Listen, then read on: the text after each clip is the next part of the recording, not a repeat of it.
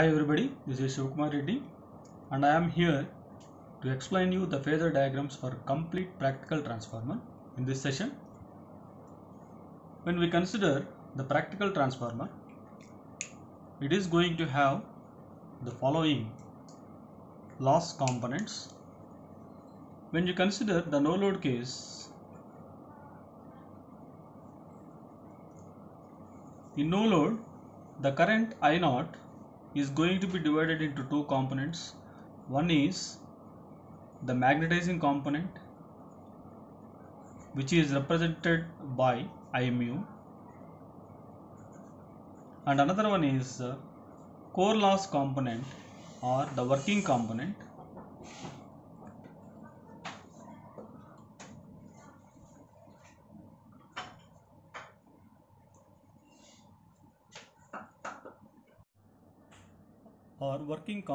of the no load current. This component of current is responsible for the hysteresis and eddy current losses, put together known as the core loss. And the primary winding is said to have a resistance of R1 and a leakage reactance of X1. Similarly, the secondary winding is said to have the secondary winding resistance as R2 and its leakage reactance as X2. The leakage reactances are due to the complete flux which is going to be developed here will not link with the two windings, that is primary winding and the secondary winding. Part of the total flux is going to link with one of the windings, that is either primary winding or secondary winding itself. Because of that leakage, the two windings are going to experience some leakage reactance which is represented by X1 and X2. X1 is the primary winding leakage reactance and X2 is the secondary winding leakage reactance. Once we consider all these parameters, this fulfills the practical transformer. Now let me write down the equations related to the complete practical transformer both on primary and secondary side. When you consider the primary side, on the primary side we are going to have the total voltage drop as, if you consider I1 is the total current passing on the primary side, I1 bar, these things already we have seen, I0 bar plus I2 dash bar, where I0 is the no load current and I2 dash is the secondary equivalent of primary current, which is responsible for the secondary current I2, and the primary voltage V1 is given by E1 bar or minus E1 bar plus I1 bar into Z1, where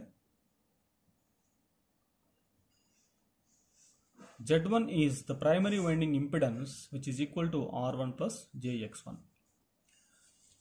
These equations are going to help us for constructing the phasor diagrams. And when you go for the secondary side, onto the secondary side,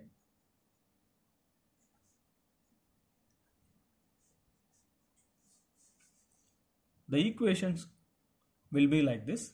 Here Z2 is the impedance of the secondary winding which is equal to R2 plus JX2 here, and this is known as V2, terminal voltage across the load. Now here the equation becomes equal to E2 bar is equal to V2 bar plus I2 bar into Z2. Once we know all these equations, we can construct the phasor diagrams for different loads. First, let us construct the phasor diagram for resistive load.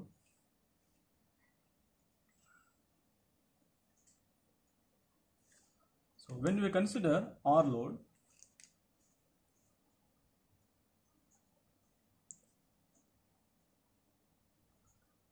here we represent the terminal voltage first. So we are going to represent the terminal voltage first. Here I am representing this as the terminal voltage V2, and I2 will be in phase with V2 because we are going to consider the resistive load. For resistive load, the power factor will be unity, and hence the magnitude of the phase of I2 will be in the same as that of the terminal voltage V2, and we know that the magnitude of E2 is given by V2 plus I2 Z2, and in turn Z2 is given as R2 plus JX2. So here if you substitute the value of Z2 here, you get I2 R2 plus J I2 X2. And remember, I2 R2 will be in phase with the V2 because this is the resistive component and it will be in phase with the V2. So here I am writing down this as I2 R2 component and plus J. Whenever a constant is going to be multiplied by plus J, that is going to lead by 90 degrees. So here if this is I2 R2, J I2 X2 will be 90 degrees leading with respect to this.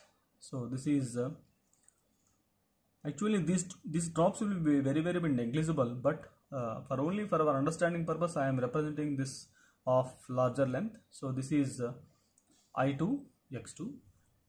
The combination of V2 plus I2 R2 plus J I2 X2 will give us now E2. So this is our secondary induced EMF E2.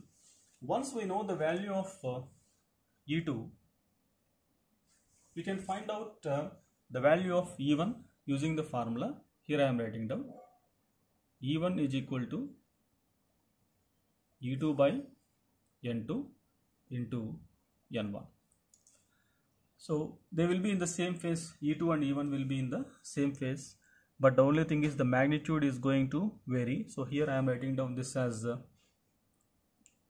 E1, and once we represent E1 and E2, it is the time to represent the flux. The flux is going to lead the induced EMFs by 90 degrees. So at an angle of 90 degrees I am writing down the flux.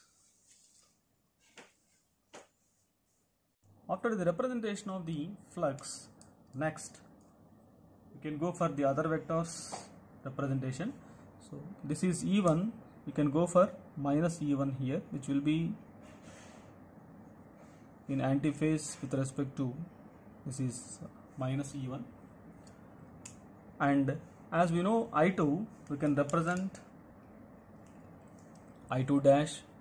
So I2 dash will be, the magnitude of I2 dash can be found out using the formula I2 into N2 by N1, and its phase will be exactly 180 degrees with respect to I2, hence this is going to be I2 dash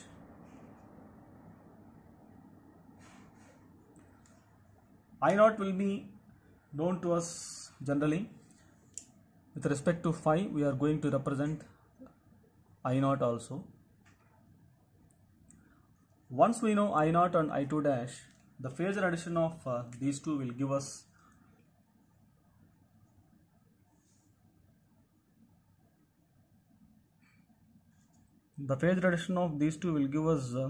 the primary current I1.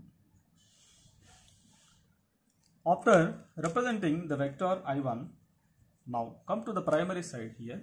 V1 bar is equal to minus E1 bar plus I1 bar into Z1. So here Z1 is again R1 plus JX1, and here we are going to add I1 R1 drop plus JI1 X1 to minus E1 in order to get this V1.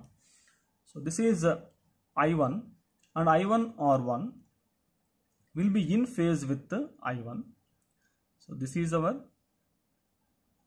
not here, minus E1 plus I1 R1. So this is minus E1. I1 R1 will be in phase with minus E1. So this is known as I1 R1 plus J I1 X1. So I1 X1 is going to lead. This is I1 into X1. Now the phasor addition of minus E1 plus I1 R1 plus J I1 X1 will give us the primary voltage V1, and whatever phase angle is going to be there between V1 and I1 is known as phi 1, and cos phi 1 is known as primary power factor. This is the complete vector diagram of the practical transformer considering all losses and when the load is given as resistive. Similarly, the phasor diagrams can also be represented for the complete practical transformer when the load is given inductive and capacitive in nature. Now, next, let us draw the phasor diagram of the transformer for inductive load. So, when the load is inductive, we know that the secondary current is going to lag behind the terminal voltage. First, I am writing down the terminal voltage V2 here. Say this is V2, and I2 is going to lag behind V2 by an angle of phi 2, where phi 2 cos phi 2 is known as power factor of the load. We know the secondary the equations related to on the secondary side, E2 bar is equal to V2 bar plus I2 into Z2, where Z2 is again R2 plus JX2, hence we get I2 R2 plus J I2 X2. Here I2 R2 will be in phase with or parallel to I2. This is very important. V2 plus, this is I2 R2 and plus J I2 X2. This is plus J I2 X2, and put together this vector is known as E2. And once we represent the magnitude of E2, it is the time to represent E1. So here I am writing down the value of the I am representing the E1. Once E1 and E2 are represented, next in quadrature leading both E1 and E2, we have to represent the flux. After that, we can go for the no load current I0 at a given power factor, no load power factor. Once we know the value of E1, you can go for minus E1 here. This is minus E1, and I2 is known to us, hence you can go for I2 dash. Already we have discussed how to find out the magnitudes and how to represent these vectors. Now we are aware of I0 and I2 dash. You can find out the phasor addition of these two. Now this will give us the complete primary current I1. I1 is known to us, minus E1 is also being represented. Now it is the time to find out the primary voltage V1, which is equal to, once again I am writing down the equation. V1 is equal to, V1 bar is equal to minus E1 bar plus I1 into Z1. Again Z1 is R1 plus JX1. We have to add plus I1 into R1 plus J I1 into X1 to minus E1. So minus E1 plus I1 R1. I1 R1 will be in phase with either I1 or parallel to I1. So parallel to I1 I am drawing, this is I1 R1 plus J I1 X1. That will be 90 degrees leading. This is plus J. I1 X1 will be in quadrature with I1 R1, and the vector addition of minus E1, I1 R1 and J I1 X1 will give us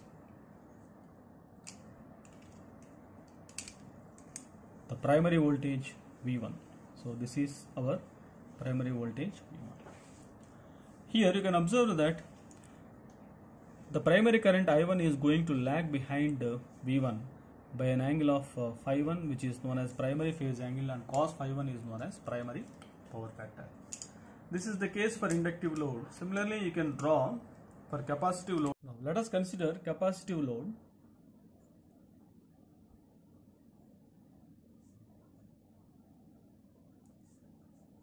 For capacitive load, we follow the same procedure. First, let us go with the terminal voltage V2, and here the secondary current I2 is going to lead the terminal voltage by phi 2, where cos phi 2 is known as power factor of the load.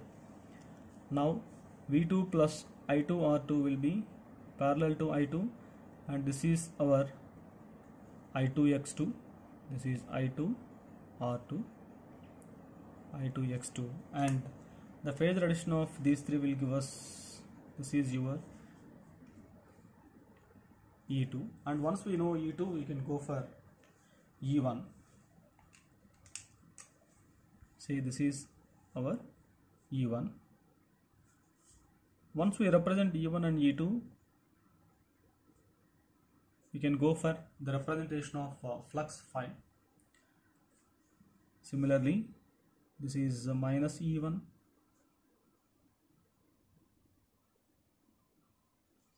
and you can go for the representation of I0. All the I0 will be given for us as you know I2. You can go for I2 dash,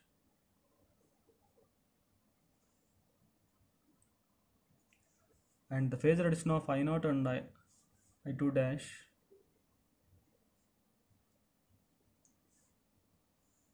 this will be our